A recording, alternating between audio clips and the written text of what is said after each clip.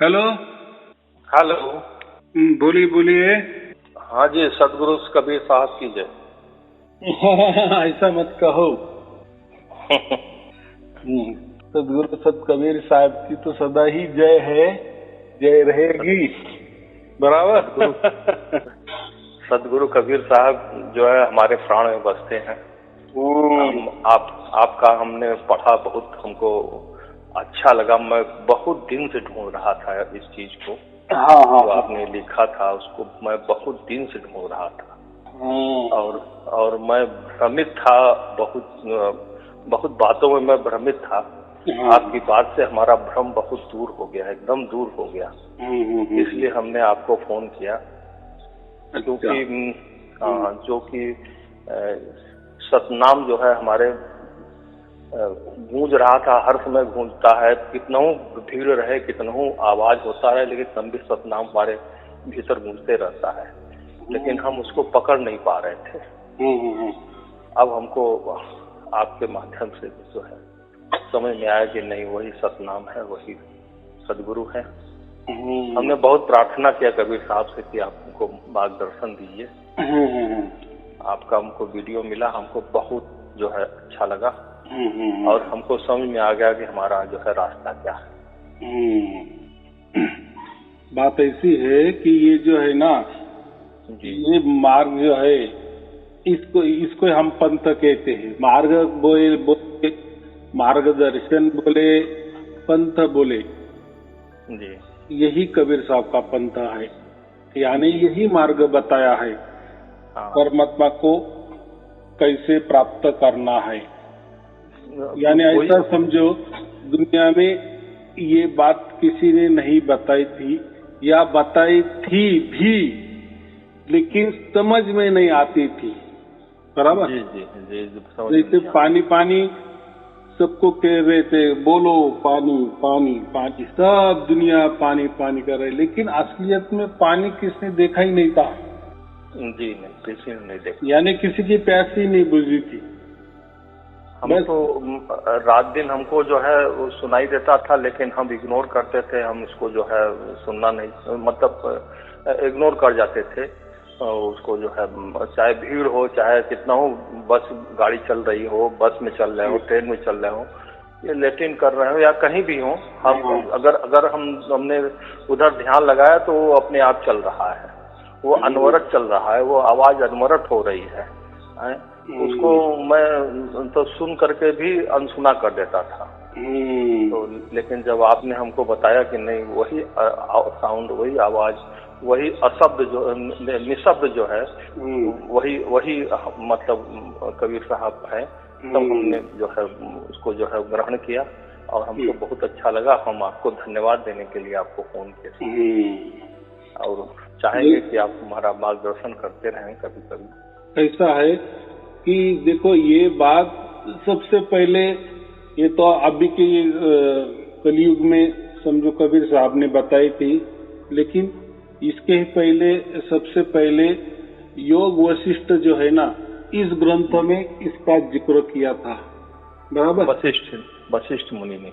हाँ, लेकिन ये वशिष्ठ मुनि माने कोई ऐसा शरीरधारी नहीं होता, यानी वो एक पद है। जैसे पंत प्रधान जैसा एक पद होता है ना, जैसा वशिष्ठ ये भी एक पद है, कुर्सी है, ऐसा समझो। तो उसमें ऐसे ऋषि मुनि विराजमान होते हैं, और फिर वो ज्ञान देते हैं। लेकिन ये वेदों में जो वर्णन है ना, तो ये सबसे पहले वशिष्ठ संहिता में इसका जिक्र है। लेकिन उसमें क्या लिखा है कि राम नाम ये एक प्रकार का आपे आप होने वाला, स्वयमेव में होने वाला स्फुरन है, जिसको हम स्पंदन कहते हैं, और यही राम नाम है। तो ये लिखा था।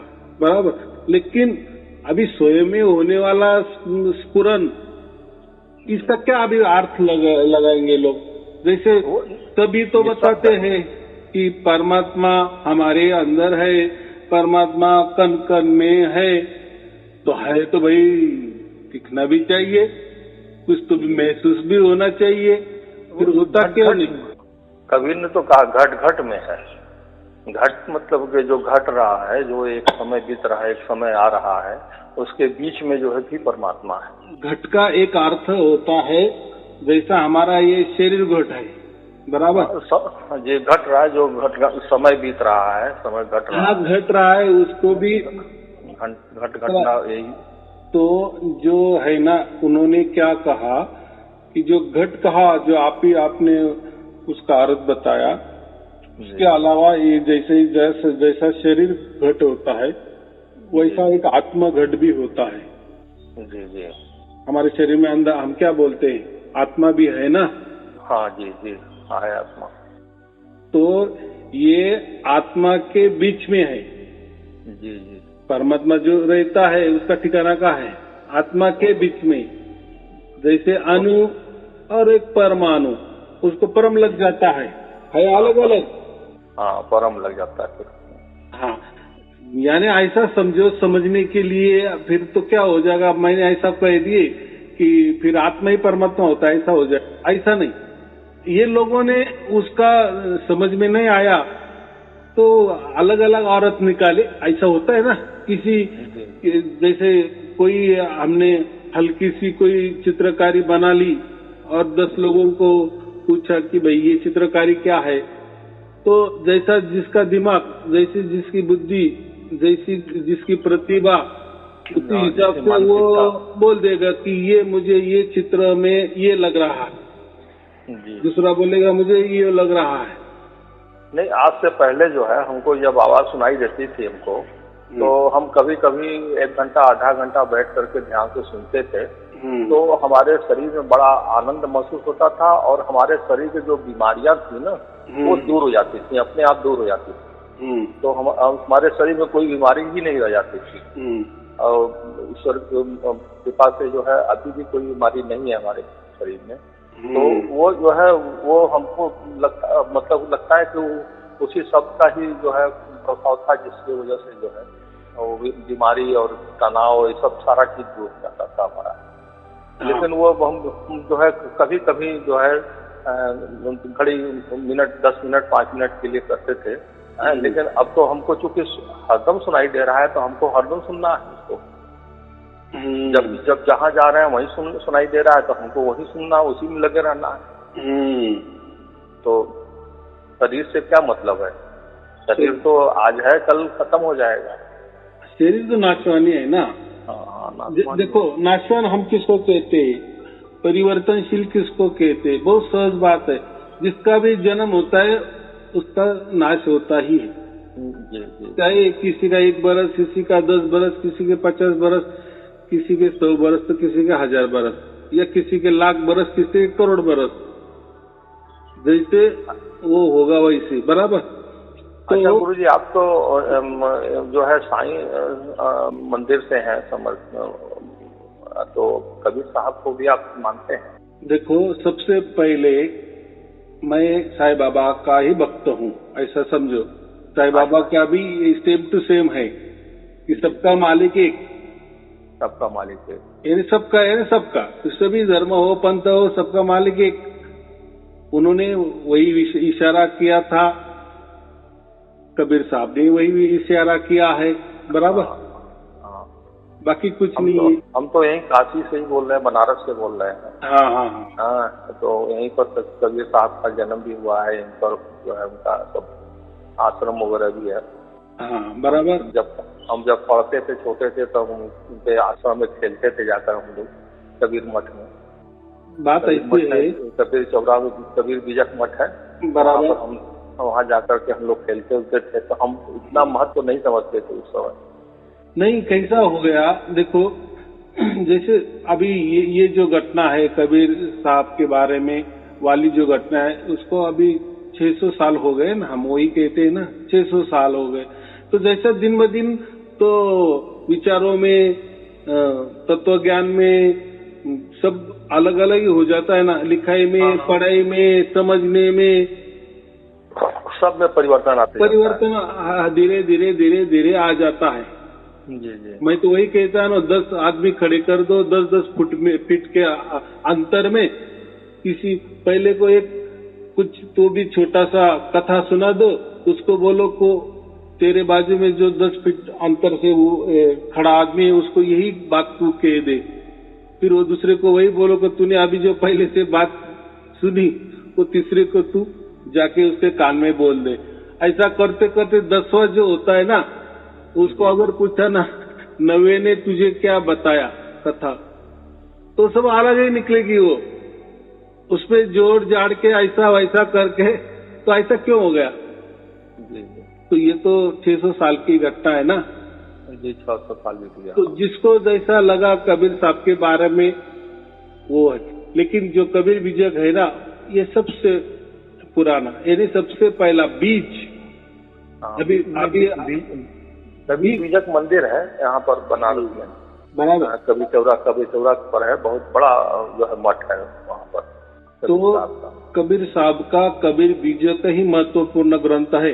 बाद में बहुत सारे ग्रंथ लोगों ने निर्माण किए, बहुत सारे, इन्हें ऐसा समझो 50 बरस हो गए कि अलग ग्रंथ, कोई 50 साल और अलग ग्रंथ, ऐसे ऐसे करके बहुत सारे ग्रंथ बने हैं, लेकिन सबसे मूल ग्रंथ बीजक है। हाँ, अभी देखो ये ग्रंथ की जो ग्रंथ बनाया है, हम तो बाकी तो बहुत सारे ग्रंथ देखते हैं, जैसे रामायण देखते हैं, तो रामायण में राम की ही बढ़ाई है, बराबर। गीता में कई देखा तो श्री कृष्ण जी की बढ़ाई है, विष्णु पुराण में विष्णु जी की बढ़ाई है, शिव पुराण में शिव जी की है, सप्तशती जो दुर्गा भागवत कहते हैं उसमें देवी को ही सबसे बड़ा कहा है। तो हर जो भी ग्रंथ है ना, उसमें कोई तो भी नायक बनाया है, या वही देवी या देवता उसको बड़ा माना है, सबसे बड़ा। हम बहुत और लोगों का भी देखे, जैसे जी का देखे हैं, लेकिन हमको उनका जो है तत्व ज्ञान समझ में नहीं आया। उन्होंने जो है वो बताया कि जो है ओम तत्सत क्या इसे बोलने के लिए है, तो इसी वीडियो हमने देखा था उनका, लेकिन हमको वो सब समझ में नहीं आया। लेकिन जो आपने बताया ना, वो हमको लगा कि हम जैसे हम ही फॉलो कर रहे हैं आपको, एकदम हमारे, हमको आपका बताया हुआ हमारे अनुसार हमको लगा। बाकी और लोगों का जो है हमको लग रहा था कि जैसे कुछ मिलावट है उसके अंदर। मिलावट नहीं कहना, मिलावट माने ऐसा कि उन्होंने उनके मर्जी से बनाया। जैसे बोलते हैं ना कि जो उपनिषद है, वेद है, तो जो बनाने में 300-400 ऋषि मुनि जो इकट्ठा आ गए, या ऐसा समझो काल में कभी 50 ऋषि, तो बाद में 100 ऋषि, तो ऐसा समझो कि पूरा जो वेद है ना बनाने के लिए, वेद हो उपनिषद हो, तो 300-400 ऋषि उनको लग गए, ऋषि मुनि ने लिखे, ऐसा समझो, बराबर। तभी वो तैयार हो गया। तो उसे में जैसे पुरुष थे तो उसमें स्त्रियां भी थी, यानी ऐसा समझो 300 में से 100 भी स्त्रियां भी थी। लेकिन देखो कालमान के बाद में वही वेद पढ़ने को नहीं देते थे। ऐसा होता है ना, जैसा दिन जाता है, वेद सबसे पुराना, बराबर।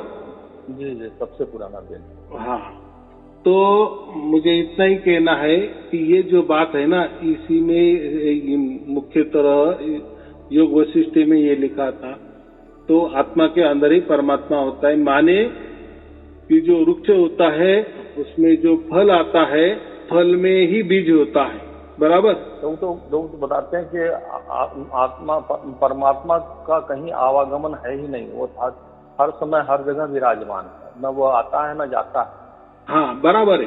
तो उसका अर्थ क्या है, और इन्होंने क्या बताया, मैंने क्या बताया कि जो परमात्मा का जो रास्ता है ना, आत्मा से ही गुजरता है। हाँ, वो हर जगह हर समय विराजमान। तो आपको, जैसे आप किसी शहर में रह रहे हो, अगर आपको कहीं जाना है, आपका शहर छोड़ के दूसरे शहर में जाना है, या दूसरे स्टेट में जाना है, या दूसरे विदेश में जाना है, तो आपके टिकट के ऊपर वही लिखा होता है ना, पहला आपका शहर का ही नाम होगा ना, जी जी जी। समझो आप दिल्ली से और अब आप अमेरिका जा रहा है तो टिकट वही लिखा होगा ना, दिल्ली से अमेरिका, बराबर कि नहीं? दिल्ली से महाराष्ट्र, दिल्ली से जहाँ भी हो, तो दिल्ली में उसमें मुख्य आ गया ना। तो ऐसा ही परमात्मा का जो मार्ग है ना, परमात्मा अगर ढूंढना है ना तो वो हमारे आत्मा के अंदर ही है, बराबर? जी, आत्मा से ही हम जा सकते हैं, तभी हमको परमात्मा मिल जाता है। और बाद में फिर उसका अर्थ क्या कर दिए कि आत्मा ही परमात्मा हो जाता है। जी जी जी। जैसे मैंने अभी परमात्मा मैंने वही कहा कि एक वृक्ष में जैसा फल आता है ना, तो फल में तो बीज तो होता है कि नहीं? जो जी फल होता है उसमें बीज तो होता ही है, तो बीज तो अलग है और वो जो वृक्ष है वो तो अलग है ना, बराबर? मैं इधर 3-4 दिन से बहुत व्यग्रता से जो है कबीर साहब को प्रार्थना कर रहा था मैं कि हमको कोई मार्गदर्शन दीजिए, हमको जो है रास्ता नहीं दिखाई दे रहा है, हमको समझ में नहीं आ रहा है कौन सा हम जो है ध्यान करें, कौन सा जो है अब जो है जो प्रार्थना करें कि हम जो है कौन सा ध्यान करें कि अनहत का करें, क्या करें। हम सब तो कर चुके हैं, तो अब कौन सा ध्यान करें। तो हम बड़ी व्यग्रता हमारे अंदर थी, 3-4 दिन से हम जो है उनको याद कर रहे थे कबीर साहब को। आपका हमको वीडियो दिखाई दिया तो हमको लगा कि हमको जो है कबीर साहब ने हमको रास्ता दे दिया। बराबर। अभी आपने जैसा कहा ना, तो मैंने वही कहा कि परमात्मा अगर प्राप्त करना है तो आपको आत्मा से ही परमात्मा तक जा सकते हैं, दूसरा कोई मार्ग नहीं है, बराबर? अगर परमात्मा को प्रकट होना है ना, उसके लिए आत्मा की जरूरत है, बराबर? जैसे हम बाप और बच्चा, देखो इसमें पहला बाप होगा, बाद में बच्चा आया है ना। जी जी। तो हमें तो ये दुनिया में तो आत्मा तो दिख रही है ना, जी जी। लेकिन उसका भी कोई तो बाप होगा कि नहीं? जैसे हम है, लेकिन हमारे पुरखे कहाँ दिख रहे हैं अभी? अगर मैंने आपको कहा कि देखो आपका जन्म तो यानी आपका तो कोई बाप तो पिताजी होगा कि नहीं, इसलिए आपका जन्म होता है ना। चलो आज है तो आप दिखा सकते हैं कि हाँ ये देखो ये मेरे पिताजी है, बराबर? जी सर। अगर उनको कहो कि चलो ये तो हो गया, फिर वो आपके पिताजी को हमने कहा कि आपके पिताजी कहाँ है, तो कहीं ना कहीं एक तो आ जाएगा बिंदु ना कि नहीं है, अभी वो नहीं है, बराबर? जैसे आपके दादा परदादा अभी नहीं होंगे जी, लेकिन आप तो हो ना। लेकिन आप हो, लेकिन आप किसी से पैदा हुए हैं, बराबर? और आपके जो पिताजी वो भी किसी पिताजी से पैदा हुए हैं, वो पिताजी भी उसके यानी दादा परदादा, ये पीढ़ी चलती आई है। आज हमको वो पीढ़ी नहीं दिख रही है, माने हम आपे आप आ गए क्या? नहीं ना। नहीं। हाँ, तो ऐसा ही आज तो हमें समझ रहा है कि ये हमारे अंदर आत्मा है, ये आत्मा ही बोल रहा है, चल रहा है, सब कुछ हो रहा है, तो इसका कैसा बाप होगा? इसका खुद बाप होगा। अरे ऐसा नहीं है, उसका भी बाप है। और इसलिए आपके द्वारा मार्गदर्शन हमको मिला। हाँ आप गुरु बनकर हमारे सामने आए, हमारा मार्गदर्शन किए। जैसे कई ऐसा समझो कोई एक्सीडेंट हो जाता है, समझो एक पूरा बस है और उसमें ऐसा समझो बस को आग लग गई, बराबर? और जितने भी उसमें बैठने वाले प्रवासी थे 50 की 50 जल के खाक हो गया, तो कैसा क्या समझ में आएगा किसका क्या तकौन था? तो क्या करना पड़ता है हमको? जो भी जिनका भी कोयला हुआ होता है शरीर का, यानी शरीर पूरे जले हुए होते, तो उसमें से हम डीएनए निकालते हैं, और जो भी कहते हैं ना रिलेशन वाले कि हमारे भी रिलेशन वाले इसमें थे, तो वो मैच करते हैं, तो बराबर बैठता है ना हर एक किसी को भी। फिर उनको बोलते हैं ये तुम्हारी बॉडी लेके जाओ, बराबर? जी। तो अभी आपका और वीडियो आ रहा है कोई? वीडियो तो ऐसा है, वीडियो तो 1001 वीडियो है। अच्छा, बराबर। और ये बातचीत से तो वीडियो बनते हैं।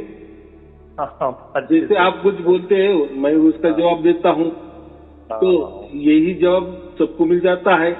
जैसे आपने जितने वीडियो सुने उसमें भी मैं किसी को भी बोल रहा हूँ, वो पूछ रहा है, मैं जवाब दे रहा हूँ, बस ऐसा ही। लेकिन ये जो बातें हैं ना, ये जो भाई बातें हैं, ये पूरा मैं कबीर बीजक का ही बोलता हूँ। और जो भी बातें हैं आज के परिस्थिति अनुरूप उदाहरण देकर मैं बताता हूँ ताकि आपको समझ में आता है। और बाकी लोग क्या करते हैं, किसी भी ग्रंथ का लेते हैं, लेने में कोई हर्ज नहीं है, ग्रंथ तो इसलिए ही तैयार हो गए ना, लेकिन उनको वही अर्थ नहीं समझते।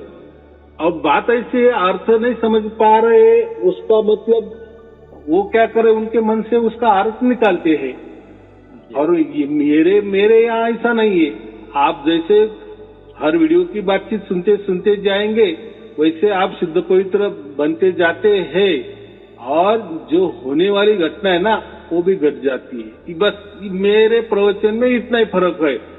बाकी के प्रवचन में, यानी बाकी जो गुरु लोग हैं, उनके प्रवचन में आपको ज्ञान आपका बढ़ता है, लेकिन ज्ञान बढ़ता है, लेकिन जो चीज मिलने वाली है ना, जैसे हम बोलते हैं कथनीय और करनी दोनों भी चाहिए, तो वो तो कथा कहानी बताते हैं, करनी होनी चाहिए, लेकिन कुछ उसका फल नहीं मिलता ना, जो उतरना चाहिए वो नहीं मिलता। बस वो कथा कहानी सुनाते हैं और हम सुनते हैं, बराबर। और आज करनी करे, आज वही करनी करे। हाँ, तो आज का प्रैक्टिकल भी होना चाहिए कि नहीं? जी। हम मानते हैं आपका जो भी कहना है बराबर है, बहुत क्या बोलते हैं तर्कों में उतरने वाला है। और आजकल के जो भी प्रवचन है वो सब तर्क देते हैं ना। नहीं, तर्क तो सबसे ज्यादा आपको ओशो में मिलेगा, ओशो को पढ़िए ना, ठीक है, वहाँ जबरदस्त तर्क है। नहीं ऐसा नहीं है, तर्क ये जो नहीं दिया। हम उपनिषद बोलते हैं ना, देखो ऐसा है, ये जो 4 उपनिषद है ना, तो उपनिषद जिसको नहीं समझता तो उसके लिए थोड़ा हल्के के लिए तत्वज्ञान के भाषा में क्या निकाला है, उपनिषद निकले हैं, बराबर। यानी वेदों की भाषा अगर आपको नहीं समझ में आ रही है और वेद आपको अगर समझने हैं, तो आपको उसका जो वेदांत है यानी उपनिषद है, जो भी 1 से 8 हो गए, जितने भी हो गए, तो वो उपनिषद आपको पढ़ने पड़ेंगे। तो उपनिषद से आपको क्या होता है, एक हल्का सा वेद समझ में आता है, बराबर है। तो वेद कठिन है समझने के लिए, लेकिन थोड़ा अच्छा लगता है कि जब हम उपनिषद पढ़ते हैं ना, तब हमें तो थोड़ा सा ऐसा समझो 50% वेद समझ में आते हैं, बराबर जी। और उसके आगे जो पुराने निकले हैं, पुराण जो के बोलते कथा कहानी, तो वही उपनिषद की या वेदों की कथा कहानी में रूपांतरित हो गया है। अगर वो कथा कहानी आपने सुनी तो वो कथा कहानी के माध्यम से वेद समझाया गया है। आया समझ में? ये 3 स्टेप है। वेद अगर आपको समझने हैं, तार्किक तर्कों से समझना है, तो आपको उपनिषद ये करना है।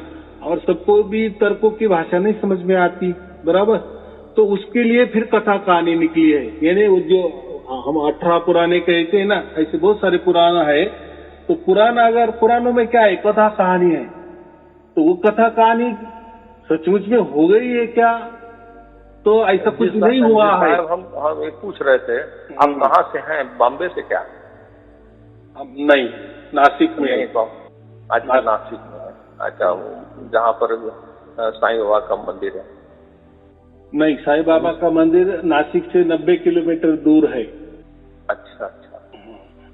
तो आप नासिक में रहते हैं? नासिक में रहते हैं।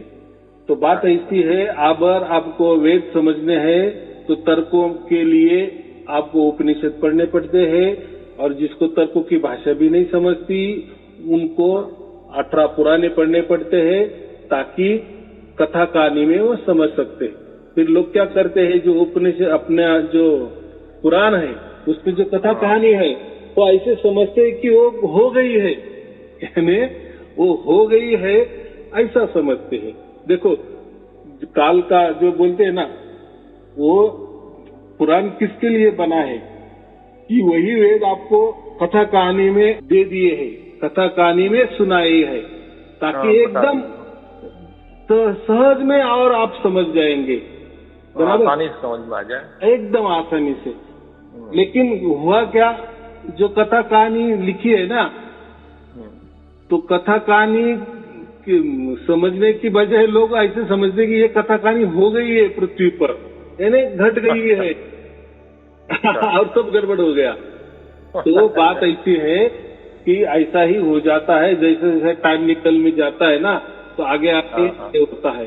तो कबीर साहब ने जो पहले कबीर बीजक लिखा है, उसको बीजक नाम के लिए बीज मुख्य, उसमें सब कुछ आ गया है, बराबर। लेकिन बीजक के बाद में देखो बहुत सारे ग्रंथ तैयार लोगों ने किए हैं, कबीर साहब के नाम पर ही किए हैं, कबीर साहब के ही दोहे उसमें है। लेकिन साहब तो अपने से कुछ लिखे नहीं है, तो उनके सब शिष्य लोग पहले के जमाने में लिखने वाली कोई बात ही नहीं होती थी, बराबर। वही वहाँ का सब कागज वगैरह था, कहाँ लिखाई की कोई साधन था, वो तो था होगा, वो तो बहुत जो राजे रजवाड़े जो बड़े बड़े होंगे उनके पास होगी कोई तरकीब। कोई पहले के जमाने में चमड़ी के ऊपर लिखते थे, फिर कोई जो कपड़ा रहता है उसके ऊपर लिखते थे, लेकिन वो सीमित थी, बहुत सीमित थी। तो पहले के जमाने में जो अभी बड़े बड़े जो वेद है ना, वेद ये लोग मुखद्वत करते थे, यानी ऐसे उनके दिमाग में पक्के बैठ जाते थे ना कि एक बार हमारे मस्तिष्क में वो प्रिंट हो गया कि बस वैसे के वैसे वो चलते हैं। तो वेद कोई ऐसा कोई ग्रंथ हमें उपलब्ध नहीं है, बराबर। लेकिन जैसे जैसे सबसे पुराना जैसे लोगों के दिमाग में था, वैसे के वैसे अगली पीढ़ी को, फिर अगली पीढ़ी को, ऐसा वो होते होते आ गया। तो ऐसे ही कबीर साहब दोहे बताते थे, लोग याद रखते थे, बराबर। तो उनके सबसे करीबी हम जो बोलते ना धर्मदास थे ना, तो बाद में उन्होंने वो अभी हम ये सोचते हैं ना कि हमारे दिमाग से जो है विचार जो है कुछ कम हो जाए, जो कि बहुत तनाव देता है, जो डिप्रेशन में ले जाता है विचार, इस तरह का विचार जो है खत्म हो जाए, तो वो जो है बस उसी ध्यान से ही होगा जो उसका निःशब्द का ध्यान करेंगे, निःशब्द गूंज रहा है, उसी का ध्यान से ही शायद हमारे ख्याल से जाएगा। नहीं देखो, इसलिए आपको कबीर बीजक मैं चाहे तो देता हूँ, मैंने जो भी बातें बताई है पूरे 1000 प्रवचन होते हैं उसके ऊपर ही है, लेकिन ऐसे मैंने कभी बताया नहीं है कि ये कबीर बीजक का मैंने लिया है, ये मैं अब भी बताने लगा, बराबर। फिर लोग क्या बोलते यार, फिर वो जैसे रामायण वाले रामायण पढ़ के बताते, आप वैसे हो कथा कहानी वाले वाचक, कथा वाचक हो, ऐसा हो जाता ना। तो एक लीला है, परमात्मा की लीला जैसी हो गई, मुझसे हो गई, या परमात्मा ने जैसा करवा लिया वैसा मैंने किया, बराबर। और वो पक्का बैठ गया, फिट बैठ गया, वो जो भी कुछ परमात्मा की लीला परमात्मा जाने, तो वो सबके अंदर उतर गया। और फिर अभी लोग समझने लगे, हाँ बीजक में बराबर ऐसा ही लिखा था, लेकिन हम इसका अर्थ कितना अलग अलग लेते थे। बीजक में कितनी बार फटकार लगाई है कि आत्मा अलग होता है, परमात्मा अलग होता है। बाद में वाले जो गुरुआ लोग हैं उनने कितना अलग अलग ये किया, या कोई धर्म ग्रंथ बन गए, कोई पंथ बन गए, कोई गुरुगद्दिया बन गई, सबने ऐसा अलग यानी अपने मन से समझ में नहीं आया उसका अर्थ ऐसा के ऐसा ले लिए, बस आत्मा ही परमात्मा होता है, ये ऐसा होता है, वो वैसा होता है। और बाद में तो ये देखो कबीर साहब ने जो उसमें लिखा है कि साहब, ये साहब माने परमात्मा है, और कबीर ये वो साहब का दास है, बराबर। इतना 1000 बार वो कबीर बीजक में लिखा है, 1000 बार कहा है कि आत्मा अलग है, परमात्मा अलग है, 1000 बार कहा है कि ये जो कुछ है ना, ये प्रकृति, ये ब्रह्म है, ये धोखा है, ऐसा 1000 बार कहा है, बराबर। लेकिन अभी के जो गुरुआ लोग हैं, या बीच में 100-200 बरस में कोई भी जो भी हो गए, उन्होंने वो कितना अलग अलग अर्थ ले लिए, और बता लिए, और उस अलग अलग अर्थ से, उस अलग अलग विचार से बहुत बड़े बड़े पंथ भी निकल गए, मान रहे हैं। लेकिन क्या होता है, ये तर्कों से कुछ नहीं। देखो मैं वही उदाहरण देता हूँ, जैसा 5 होता है ना, कोई बोलता है 3 और 2 5 होता है, तो कोई बोलता नहीं 2 और 3 5 होता है, वो भी सही है। भी कोई बोलता नहीं 1 भी और 1 4, ये भी 5 हो जाता है, ये भी बात भी सही है। कोई बोलता नहीं 6 में से 1 घटा दो 5 होता है। अरे भाई 5 का गैप रखो, और आप चाहे तो लाखों कब्ज आप जो भी संख्या करो ना, उसमें 5 का गैप रखो तो 5 ही उसका जवाब आ जाएगा ना। लेकिन 5 क्या है ये किसी को मालूम है क्या? नहीं। इसके बारे में कोई नहीं पूछता, सब आत्मा परमात्मा के बारे में बातचीत करते, बस यानी तर्कों पे तर्क। जैसे मैंने अभी कहा ना 5 के लिए आपको लाखों अब्जों तर्क हो जाएगा ना। दोनों संख्या में 5 का अंतर रख दो, उसका जवाब 5 ही आ जाएगा। कितनी सहज बात है, बराबर की नहीं? लेकिन वो 5 क्या है? एक चीज है, वेद में या उपनिषद में या जो भी चीज बताया गया है, वो सब मन का विपरीत ही परमात्मा का रूप बताया गया है। हाँ, अभी आपने बराबर बताया। मुझे क्या कहना है, कबीर बीजक में बराबर कहा है, वो उसमें कोई खोट नहीं है। लेकिन समझो, मुझे कोई पंथ निकालना है, मुझे कोई धर्म निकालना है, मुझे कोई अलग गुरुवाई करनी है, बराबर, तो मैं क्या करता हूँ, उसमें से थोड़ा सा निकाल ले। देखो अभी ये गूगल का जमाना है, बराबर। अभी आज लोगों को सब कुछ मिल जाता है, 1 मिनट में मिल जाता है, बराबर। आज मैंने लाखों लोगों को कबीर बीजक दे दिया है। अभी ये देने का मार्ग क्या है? वो तो कोई पुस्तक मैंने नहीं दिया, बराबर। अगर वो पुस्तक होता तो कितना कौन लेता और कितना लोगों के पास जाता। तो अभी एक झटके से बोल दिए तो उसके लाखों करोड़ों PDF फाइल जाती है ना लोगों के पास, बराबर की नहीं? तो ये जो युग है ना, ये जो अभी डिजिटल युग चल रहा है, इसका ही फायदा हो गया ना। तो अभी पता चल गया ना कि अरे ये तो क्या लिखा था, और ये तो ऐसी कोई सुविधा, ये अभी ऐसा समझो 5-25 साल के पहले नहीं, ऐसी कोई सुविधा नहीं थी ना। नहीं, ऐसी सुविधा। ये तो कंप्यूटर तो 85 से तो निकले ना, और मोबाइल तो ये अभी की बात है, 10-20 बरस के पहले वाली बात है। तो ये मोबाइल के तो जमाने में तो आज के तो सब मिल रहा है, पहले का ऐसा कोई देखने की नहीं। यानी ये गुरुआ लोग क्या झूठ बोल रहे हैं, क्या सच बोल रहे हैं, यानी उनके पास जाने के सिवा कोई रास्ता नहीं था, बराबर। और वो भी पढ़ता था और वो भी बताता था ये इसका है, ये इस पुस्तक में ऐसा लिखा है उसका। और ये वो पुस्तकें भी कब की है छपाई, ये अभी की छपाई, 5-50 बरस वाले पुस्तकें, बराबर। ये बात है। तो लोगों को क्या है, चलो ठीक है, गुरुजी तो बता रहे हैं, पुस्तक भी दे रहे हैं, उसमें से तो लोग सही मानते थे, बराबर। तो ये घोर कलयुग वाले गुरु, घोर कलयुग वाले पुस्तक के, बराबर, और घोर कलयुग का भी ज्ञान, तो ज्ञान कैसा होगा?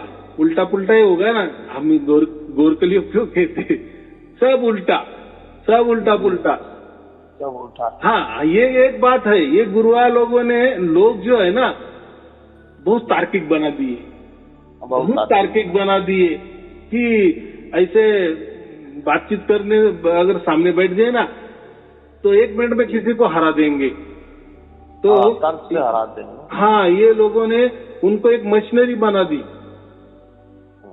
ये क्या कहे, यानी विचारों से, तर्कों से, बहुत सारे गुरु के जो शिष्य है ना, इतने बड़ी बड़ी बातें करते हैं तर्क से। 1 मिनट में हम क्या एक श्लोक बताएंगे, एक साखी बताएंगे, उसका अर्थ बताएंगे।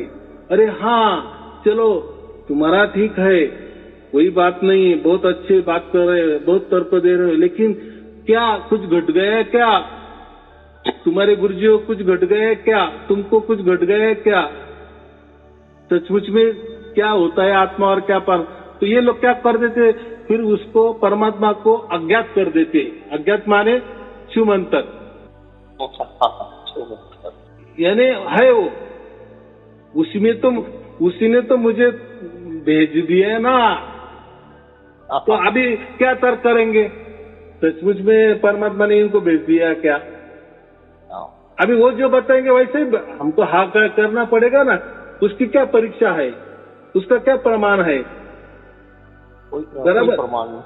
हाँ, गुरुजी ने तो बात बहुत अच्छा किया, लेकिन इन्होंने तो कोई झलक भी नहीं हमारे अंदर उतर गई परमात्मा की, कुछ नहीं हो गया। लेकिन हमको तार्किक तो बहुत बता दिए, बना दिए। बराबर। खुद जो गुरु है वो भी बहुत बड़े तार्किक है, वो तो बहुत बड़े साथ में 100,000 पुस्तकें लेके बैठते हैं। बराबर। किसने क्या बोल दिए तो झटक से पुस्तकें निकाल के, पन्ना नंबर निकाल के, ऐसा वैसा सब वो सब बराबर है। उसमें कोई ये नहीं है, हाँ, विरोधाभास नहीं है या गलत नहीं है। लेकिन जो सामने वाले जो लाखों भगत है उनके ऊपर क्या असर पड़ गया परमात्मा का या आत्मा का? क्या है सचमुच में हमारे अंदर आत्मा है क्या? परमात्मा की कोई झलक होती है क्या? सचमुच परमात्मा होता है क्या? ये कुछ वो बुरा लोग नहीं बताते। फिर लास्ट में क्या बताते हैं? बस मैं ही परमात्मा हूँ। बराबर। मुझे ही भेज दिया है। और कितने लोग तो अपने को भगवान कहते हैं सीधे। इसलिए वो अपनी पूजा करवा लेते हैं ना। कितनी सहज बात है, उनकी पूजा करने के लिए, उनकी मान बढ़ाई करने के लिए। बराबर। इसलिए तो ये परमात्मा को भी मनुष्य देह जैसा कर देते हैं ना। मनुष्य जैसा कर। अगर ऐसा नहीं किए तो उनकी पूजा कौन करेगा? कितनी सहज बात है। बराबर। धर्म का भी वही हाल है, उन्होंने भी वही कर दिए। परमात्मा सगुण भी दिखाया है, परमात्मा निर्गुण भी दिखाया है। बोले हाँ, परमात्मा सगुण भी होता है। अगर हमने बोला ऐसा नहीं हो, ऐसा कैसे आप बोल रहे? परमात्मा तो निर्गुण होता है। हाँ, निर्गुण भी होता है। देखो, जिसको सगुण की पूजा करनी है वो मूर्ति पूजा करे, जो नहीं मान रहे वो निर्गुण का कोई जाप करे, जपा करे, ध्यान करे, बस दे दिए। लेकिन ना किसी ने परमात्मा भी दिखाया, परमात्मा की झलक दिखाई, ना आत्मा की झलक दिखाई। बराबर। कितनी सहज बात है। और चल रहा है ना। तो कहा है ना, आपने कहा है जपा मरे, अजपा मरे, अनहद भी मर जाए। बराबर। तो ये तो सब शरीर का खेला है ना। जाप शरीर से होता है, मुंह से होता है, अजपा नाकों से यानी श्वासों से होता है, अनहद धुने ये मस्तिष्क से सुनी जाती है कि नहीं? तो इसमें नहीं कहा है ना। ये बातें कबीर बीजक में बहुत सरल ढंग से, बहुत सहज में बता दी गई है। लेकिन अभी ये लोग मानेंगे नहीं। अभी ये लोग नहीं मानेंगे। क्यों नहीं मानेंगे? तो उनका धंधा बंद हो जाएगा। इतनी कष्ट करके इतने भगत लोग जमा किए हैं कबीर साहब के नाम पर। बराबर।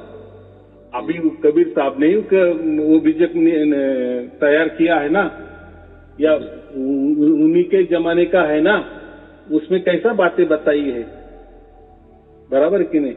तो उन्होंने वहां भी वही बताया है, कुछ करना नहीं। आपने अभी जो कहा ना कि मैं अभी वो जो मुझे सहज में प्राप्त हो गई जो धुन है, जो सार शब्द है, तो मैं उसका ध्यान करूंगा। कुछ करना नहीं। जो भी हो रहा है परमात्मा से होता है, उसके ऊपर नहीं करना है। वो तो रास्ते में चलते रहिए, मतलब घूमते रहिए, वो अपने आप चल रहा है। आवाज क्या होता है अपने आप आ रही। हमारे से जो भी होता है ना, वो उसमें ज्यादातर मन आता है। बराबर। मन से आप वो धुन सुनेंगे तो वो उसकी जरूरत ही नहीं ना, वो कुछ करना ही नहीं ना। देखो, आपका भाग्य का ये हो गया, उदय हो गया, तो आप वो आ गई। तो आप क्यों वो चालाकी कर रहे हैं कि अभी मैं उसके ऊपर ध्यान दूं? नहीं, वो गलत है। यानी हम परमात्मा का ने जो प्रसाद दिए है, गुरु प्रसाद जिसको हम बोल रहे हैं, उसका हम अपमान कर रहे हैं। वापिस हम ध्यान क्यों कर रहे? अभी ये जो सार शब्द चल रहा है, माने परमात्मा हमारा ध्यान कर रहा है, या परमात्मा की नजर निगरानी हमारे ऊपर है, या परमात्मा का ध्यान हमारे ऊपर है। परमात्मा की ओर से वो हमारा ध्यान कर रहा है। और हम अगर उल्टा करेंगे उसके ऊपर ध्यान लगाएंगे तो वो गलत है। बराबर, वो कबीर विजय में बहुत बढ़िया कहा है उसमें कि उसका कुछ करना नहीं है, बस हो गया। आपका जो जीवन, मनुष्य जीवन का जो ध्येय है, उद्दिष्ट है, जो प्राप्त करना था मनुष्य देहों में, तो हो गया ना। झलकियां आने शुरू हो गई ना, तो वो झलकियां किसकी आ रही है? परमात्मा की आ रही है। बराबर, और वो कौन अनुभव कर रहा है? हमारा आत्मा अनुभव कर रहा है। बराबर, हाँ, तो हो गया। तो हमारा आत्मा अनुभव कर रहा है, तो अनुभव करने वाला आत्मा अलग है, और जो झलकियां है वो अलग है, उन्हें वो परमात्मा वो अलग है। तो आत्मा और परमात्मा अलग है।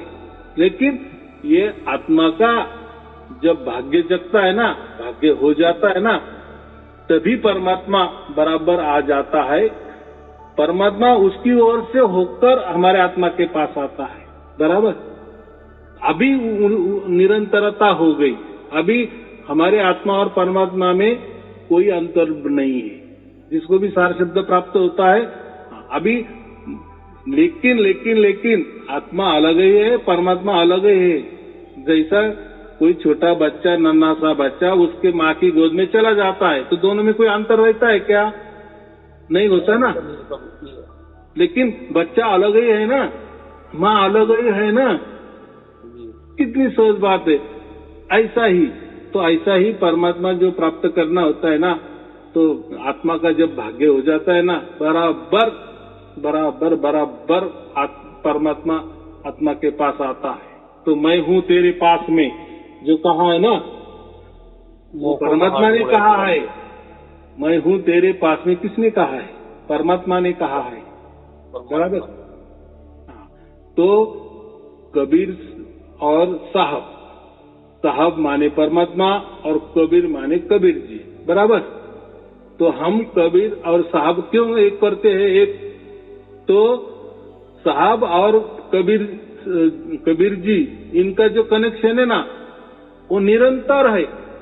कोई उन दोनों में अंतर नहीं है। यानी उनमें इतने वो रत हो गए हैं, एकाकार हो गए हैं, निरंतर है, यानी कोई अंतर नहीं है। बराबर, वैसे अभी हमें सार शब्द हमें प्राप्त हो गया, तो अभी हमारा आत्मा और परमात्मा निरंतर हो गए। कोई हमारे दोनों में अभी अंतर नहीं है, क्योंकि हम आत्मा अनुभव कर रहे हैं ना। तो वो भी कबीर बीजक में लिखा है। बराबर, कि परमात्मा अलग होता है, आत्मा हम अलग होता है। हम परमात्मा के दास ही है, दासातन ही है। बराबर, हम कभी परमात्मा नहीं बन सकते। बराबर, या परमात्मा कोई देहधारी नहीं होता। उसमें कहा है द्विभुज होता है, लेकिन द्विभुज का अर्थ है दो भुजा वाला, यानी दो हाथों वाला होता है, ऐसा नहीं है। तो ये जो अभी देखो हम क्या कहते हैं, ये मेरे हाथों की ये है, मेरे हाथों की कष्ट से मैंने ये सब कुछ खड़ा किए है। तो माने कर्म करने वाले क्या होते हैं? हाथी होते हैं ना, हाथों से कर्म किया जाता है, काम किए जाते हैं। जो भी कुछ चल रहा है, बिन कर करे कर्म विधि नाना। हाँ, जो भी है वो, हाँ, बिना हाथ से हर काम करते। तो वो एक सांकेतिक कहा है। जो परमात्मा होता है ना, तो उन्होंने वो परमात्मा का भी वर्णन किए है कि जैसे तीन आकाश है। बराबर, तो तीन आकाश माने आकाश के ऊपर एक आकाश और आकाश के नीचे एक आकाश, तीन आकाश हो गए।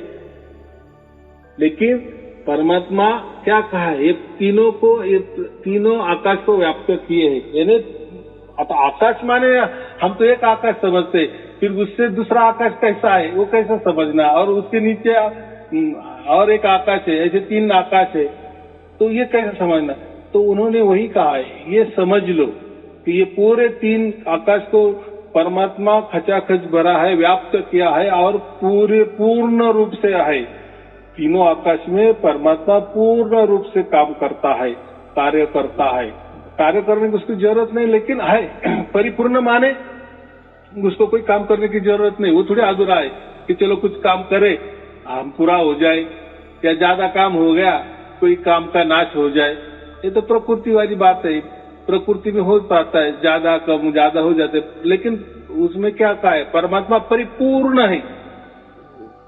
माने उसमें एक क्या सुई की नोक में जो इतना भी कहीं कम नहीं है और ज्यादा भी नहीं, वो बस परिपूर्ण है उसको उसके हिसाब से, बराबर। और उसमें हम रहते हैं, तो उसमें बहुत सारा लिखा है, वो भी वर्णन किया है, और उन्होंने वो भी लिखा है कि मेरा रिश्ता ऐसा है समझो परमात्मा से, कि परमात्मा की मैं पूरी जानकारी मैं आपको देता हूँ, बराबर, इसलिए मैं उसका दास हूँ, ऐसा कहा है।